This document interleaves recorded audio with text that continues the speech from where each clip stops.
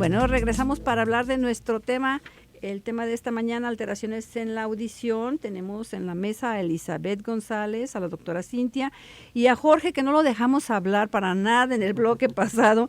Y él es el director de una asociación que para mí es muy importante, es una asociación internacional de la tartamudez. Jorge nos va a compartir su historia, porque esta historia que nos va a compartir Jorge, que a mí se me hace como una historia de vida realmente, nos sirve a los papás que tenemos a chicos con problemas de lenguaje, porque finalmente es un problema de lenguaje, aunque ya me dijo la doctora Cintia que se considera más bien como un tic en neurología, la tartamudez. Son alteraciones del ritmo. Alteraciones del ritmo al hablar. Entonces a mí me gustaría que Jorge me contara un poquito cómo fue que te diste cuenta que eras tartamudo, pero también lo que te decían.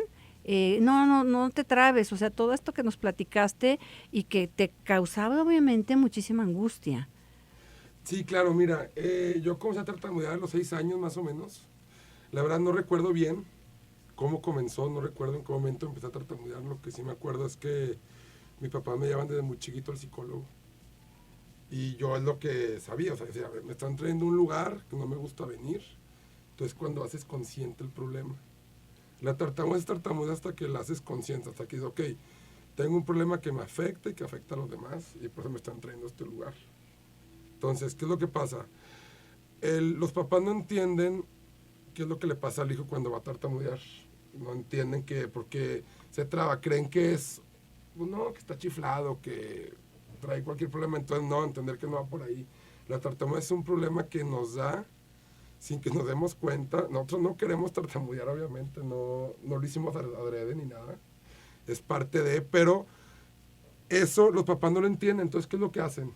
Decir, a ver, respira bien antes de hablar, piensa bien lo que vas a decir, no quieras hablar tan rápido, cuando no va por ahí. Claro. O sea, no, el problema es que yo me entre un bloqueo, yo quiero decir la palabra buenos días, mamá, y siento el bloqueo en la palabra B de buenos días, y ya, no lo puedo decir. O sea, ya no puedes seguir. Entonces intento hacer todo lo que esté en mi poder para poderle decir, saco el aire, meto el aire, trago saliva, uso muletillas, uso trucos, y la verdad es que, ¿qué pasa? Eso nos hace tener más miedo, se hace como una bolita de nieve. Entonces vamos tartamudeando más y más y más. Al tartamudear una vez y nos da mucha vergüenza que se den cuenta que tartamudeamos. Las personas, o sea, eso es nuestro peor enemigo, la vergüenza que nos da que se den cuenta que tartamudeamos. Entonces, cuando ya lo haces como consciente. Sí, cuando ya es consciente. Entonces lo intentas hablar, te trabas, te da vergüenza, te causa más miedo, te causa más sentimientos negativos que la tartamudez. Entonces es una bolita de nieve que acabas a las 3 de la tarde ya queriendo ir a tu casa, no queriendo hablar con nadie. Y yo, lo particular de los 6 años, fue muy complicado porque pues, yo no entendía bien qué pasaba. Me iban al psicólogo. El psicólogo, claro que ayudan muchísimo, te ayudan a aceptarlo, te ayudan a entenderlo, te ayudan a entender esta realidad que tienen, ¿no? Pero el problema es que la ayuda yo creo que se queda ahí. Sales claro. de ahí y una situación retadora y vuelves a trabarte, vuelves a bloquearte. ¿Por qué? Porque son miedos que tenemos ya metidos en la cabeza y que claro, no o tu autoestima que esté muy baja. Aquí en esta asociación de la cual tú eres director, ¿qué se hace ahí, Jorge? ¿Para quién es esta asociación? Obviamente se habla de la tartamudez, pero digamos, personas mayores, niños, ¿cómo trabajan ustedes? Claro, mira, aquí la idea, lo que buscamos es aceptar a todo tipo de personas que tartamudean, desde niños hasta personas ya mayores. ¿Por qué? Porque ya yo en lo particular pues ya he entendido, he conocido muchísimos casos de gente tartamudeando, no sé, más de 200 casos. Entonces vas entendiendo más o menos por dónde va, ¿no? No una idea muy clara, pero vas entendiendo. Entonces, aquí lo que buscamos es que la gente, primero, conozca todas las alternativas que existen para poder tratar la tartamudez y que ellos ya decidan cuál y nosotros apoyarlos bajando fondos, tanto públicos como privados, para que ellos puedan formar parte pues, que entren con algún fonoaudiólogo, que puedan ir a algún programa de estos que nos ayudan, que realmente funcionan, como el que a mí me cambió la vida, es el programa Wire. O sea, buscar estas opciones que realmente funcionan. ¿Por qué? Porque las asociaciones, yo he conocido ya la de España, la Argentina, la de México, y la realidad es que ahí se hacen talleres, se hacen cosas que al final es nada más como para... Como que les falta, digamos. Sí, un calentamiento. Como para estar tranquilo en el momento. Claro. O sea, el poder hablar. Perdón que te interrumpa. A mí, mira, el método me encanta, pero se me hace algo que está muy fuera del alcance de la Sí. población. Sí, sí, sí. ¿Sí? ¿Cuál El método? programa perdón? Maguire. El programa Maguire. Ok, a ver, Por el costo. Bien, Yo Elizabeth, siento que lo que están haciendo y ahora yo te es voy a maravilloso. interrumpir. ¿En qué consiste para nuestros radioescuchas? Porque ya nos quedamos así todos como, ¿el programa qué? ¿El de la técnica qué? Elizabeth, sí me gustaría que nos explicaras, o Jorge, no sé, cualquiera de los dos, que nos explique en qué consiste esta técnica. Pero yo solo daría una base. Yo Claro. creo que el indicado es él, Bien. porque el método Maguire es una vivencia. Maguire. Sí, es un sistema campamento. en el que tú te vas a enfrentar a tus miedos a lo largo de 3 a 5 días en un estado, no de aislamiento, pero sí estás en un hotel y vas a vivir con pura gente que tiene el mismo problema.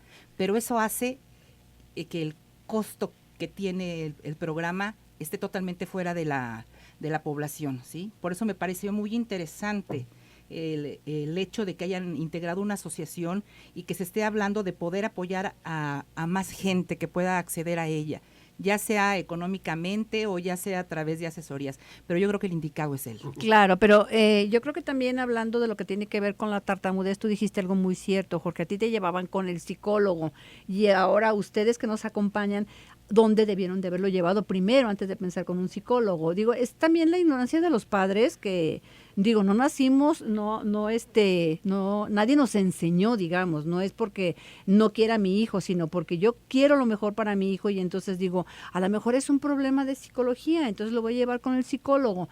¿Cuál sería la mejor forma de solucionar un problema como es la tartamudez? Te voy a Como dar, terapeuta.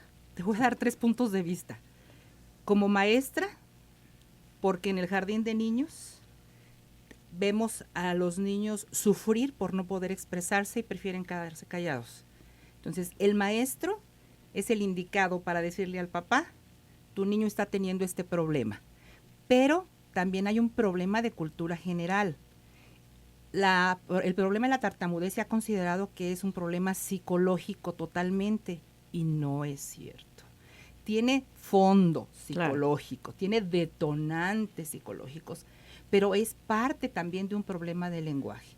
Entonces, si la población está enterada que existe un foniatra que puede hacer esa valoración, un terapeuta o fonoaudiólogo que puede dar esa rehabilitación y un psicólogo que te puede apoyar desde el punto de vista emocional, es un equipo interdisciplinario.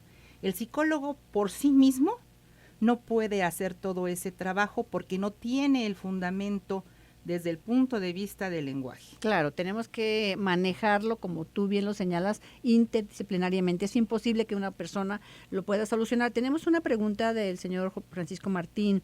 Hola, buen día a todos ustedes también. Tengo un bebé de 2 años y medio. Sabemos que escucha por la interacción que tenemos con él, pero no dice palabras, solo dice A para comunicarse y solo llega hasta decir mamá.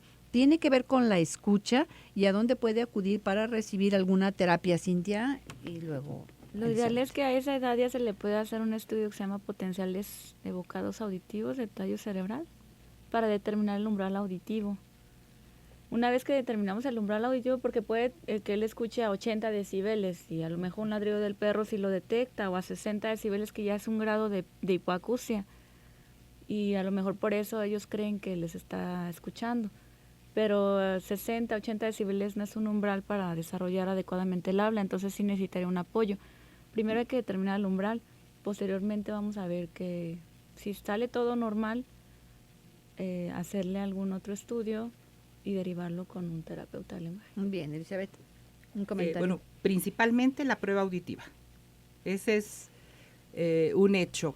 Y explicarle a los papás que el hecho de que el niño tenga un grado mínimo o máximo de audición no va a determinar el que hable o no hable, ¿sí? Tenemos muchísimos pacientes que ni siquiera sabemos que tienen hipoacusia y que nos los llevan a terapia de lenguaje pensando que es un retraso simple y no se ha seguido todo el protocolo. Entonces, volvemos a lo mismo. Yo creo que es falta de educación en la población y qué bueno que estamos en este momento aquí para poder informar hacia dónde deben dirigirse. Bien, tenemos que hacer una pausa comercial. Lo invitamos a que se siga comunicando a través del WhatsApp 33 18 80 76 41 o bien a nuestras líneas telefónicas 31 22 4200 y 31 22 42 66. Vamos a la pausa y regresamos a su zona saludable.